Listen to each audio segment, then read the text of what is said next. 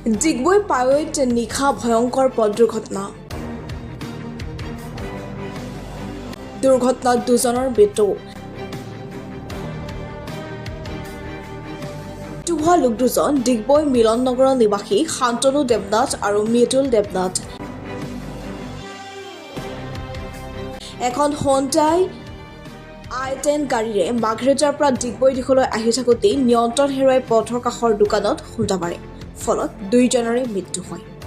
আমি পুনৰবাৰ জনাইছোঁ, ডিগবৈ পাৱৈত নিশা ভয়ংকৰ পথ দুৰ্ঘটনাত দুজনৰ মৃত্যু হোৱা লোক দুজন ডিগবৈ মিলন নগৰৰ নিবাসী শান্তনু দেৱনাথ আৰু মৃদুল দেৱনাথ।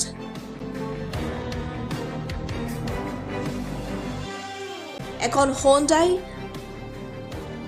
i10 গাড়ীৰে মাৰ্ঘেৰিটাৰ পৰা ডিগবৈ দিশলৈ আহি থাকোঁতেই নিয়ন্ত্ৰণ হেৰুৱাই পথৰ কাষৰ দোকানত খুন্দা মাৰে, ফলত দুয়োজনৰ মৃত্যু হয়। 15 মানতে হ'ব। টাউন পাই কিনে আমি ওলাই আহিছোঁ ৰাস্তাখনত, আহি কিনে এক্সিডেণ্ট হৈছে দুজন মানুহ। এক্সিডেণ্ট হোৱাৰ পিছত এজনতো চিৰিয়াছ কণ্ডিশ্যন, গাড়ীৰ পৰা আমি ওলোৱাৰ লগে লগে এজনৰ ডেথ হ'লে, এজনতো গাড়ীতে ফচি হৈছিলে।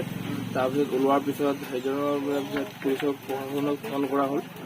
ফোন কৰি কিনে পুলিচক মাতাৰ পিছত আহিলে, এম্বুলেঞ্চ আহিলে, এম্বুলেঞ্চ অহাৰ পিছত পঠাই দিয়া হ'ল দুজনকে।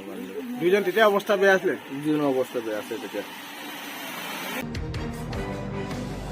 Report, A+NE.